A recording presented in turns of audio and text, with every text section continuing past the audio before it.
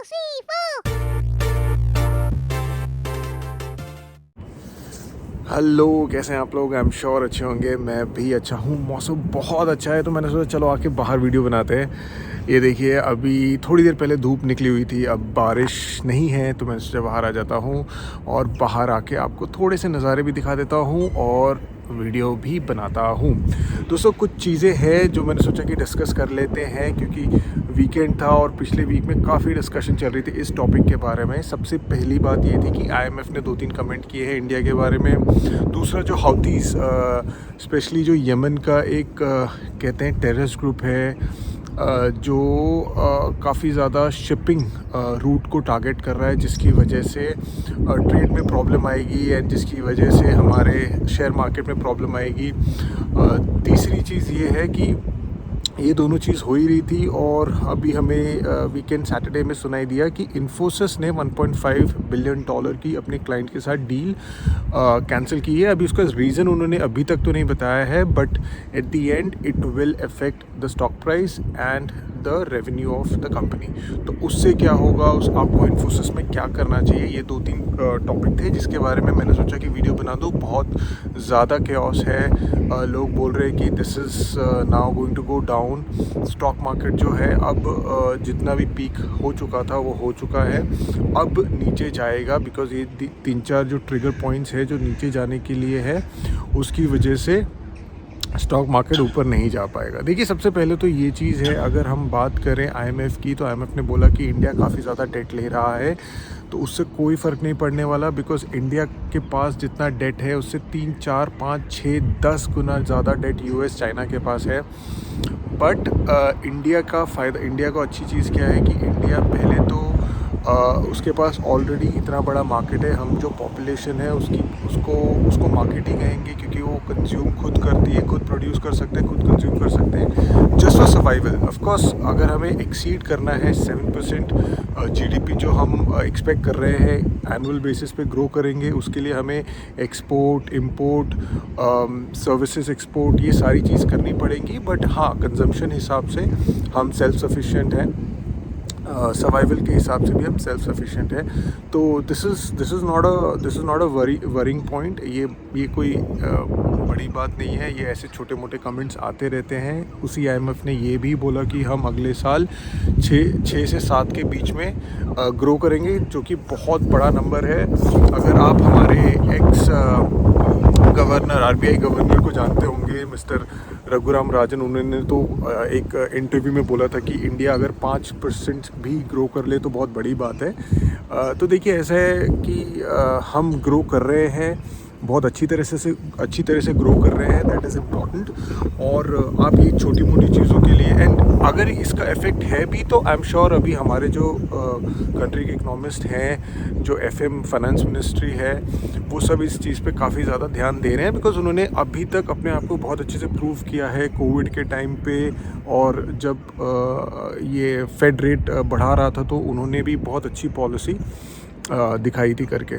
तो ये सारी चीज़ों को लेके आपको टेंशन नहीं लेनी चाहिए। दूसरा टॉपिक ये था कि हाउथीज़ जो है, जो शिपिंग रूट को टारगेट कर रहे हैं, अभी सोमालियन पायरेट्स भी एक्टिव हो गए हैं इतने सालों बाद, करीब कह रहे 7 या 17 साल बाद वो एक्टिव हुए हैं, बिकॉज़ देख के कि भाई अब ये सब हो रहा है तो हम भी हाथ धो देते हैं बहती गंगा में।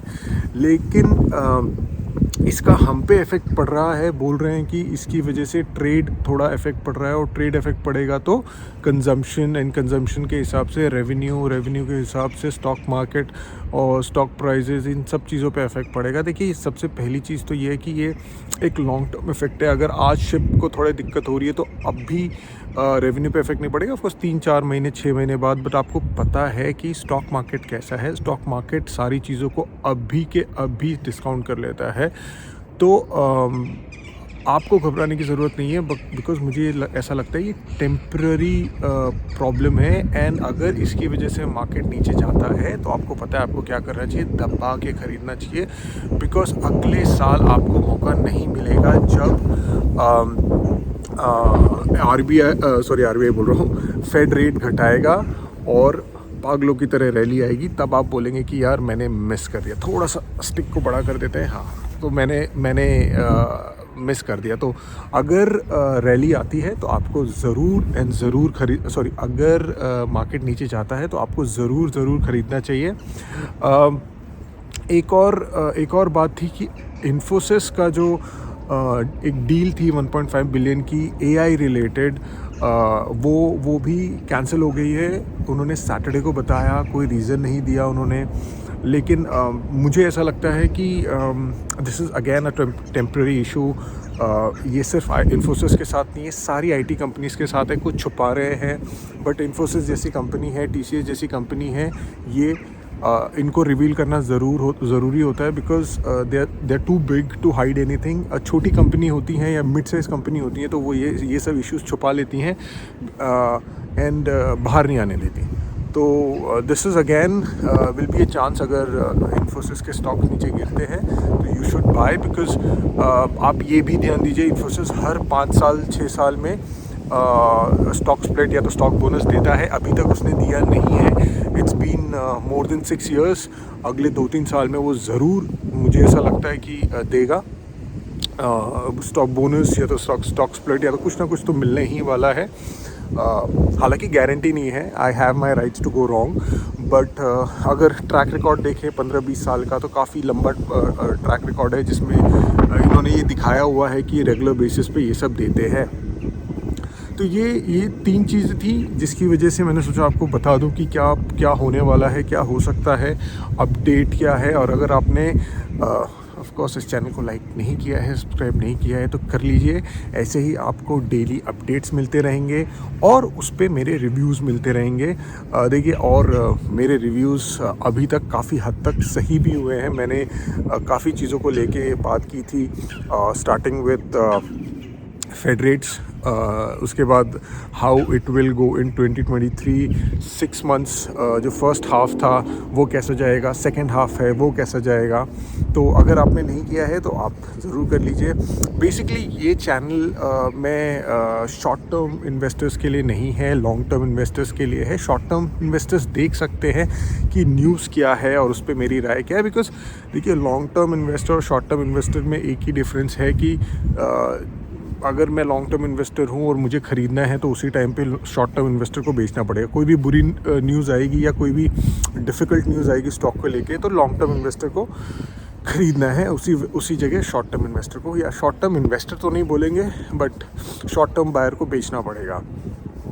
तो वही हालत है, बट ठीक है, आप कर सकते हैं। It is at the and your decision. और अगर आपको कोई भी चीज़ को लेके डाउट है तो आप प्लीज़ मेरे कमेंट बॉक्स पे कमेंट कीजिए, मैं ज़रूर उसको लूँगा। मैंने पिछली बार भी लिया भी था, केमिकल रिलेटेड स्टॉक क्वेश्चन आए थे, कुछ और क्वेश्चन आए थे, तो मैंने उनका जवाब भी दिया था इस चैनल पे।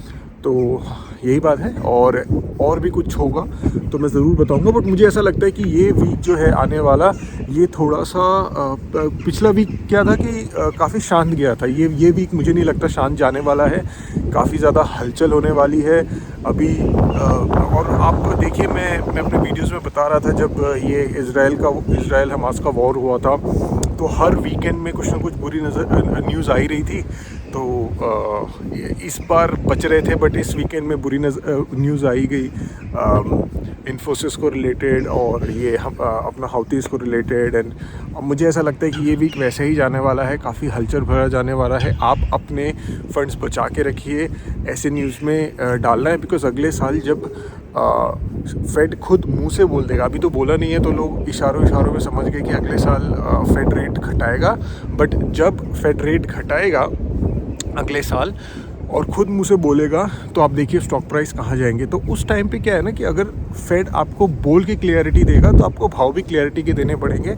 एक चीज़ आप समझ के चलिए, जैसे कि अभी हम पिछले 6 महीने से बोल रहे थे फेड रेट घटा सकता है, फेड रेट घटा सकता है, अब घटा सकता है, बट ऑयल प्राइसेस नीचे जा ही नहीं रहे थे, $90 पर बैरल चले गए थे। तो ऑफ कोर्स फेड बढ़ाएगा ही बिकॉज इन्फ्लेशन ऊपर जा रहा था। बट अब जब सब चीज़ अपने कंट्रोल में है तो फेड ने भी इशारों में बोल दिया कि यार चलो अब हमें लगता नहीं हमें बढ़ाना चाहिए। और काफ़ी उसकी वजह से आप देखिए स्टॉक मार्केट कितने ऊपर चले गए हैं। जब फेड खुद बोल देगा कि भाई हम तो घटाने वाले हैं, और जब FIIs खुल के हमारे यहाँ पे आके के इन्वेस्ट करेंगे तो क्या होगा, तब स्टॉक मार्केट एकदम ऊपर जाएगा। तो आप प्लीज़ ऐसे कोई भी सिचुएशन में, ऐसे कोई भी इशूज़ में इन्वेस्ट कीजिए दबा के। जब भी कोई ऐसी बैड न्यूज़ आती है, बट टेम्प्रेरी बैड न्यूज़ आती है, जैसे कोई फंडामेंटल इशू नहीं है स्टॉक में, तो आपको इन्वेस्ट करना चाहिए। हाउएवर मैं कोई भी पर्टिकुलर स्टॉक को रिकमेंड नहीं कर रहा हूँ आपको, मैं आपको खाली इतना बता रहा हूँ कि जो भी स्टॉक आपने लिया है या जो भी स्टॉक आप स्टडी कर रहे हैं उसके रिलेटेड आपको इन्वेस्ट करना चाहिए। ठीक है, मिलते हैं अगले वीडियो में। जब भी कोई भी इम्पोर्टेंट न्यूज़ आएगी या मुझे कोई आपको इम्पोर्टेंट अपडेट देना पड़ेगा तब मैं मिलूँगा। Thank you so much, see you, bye bye, take care.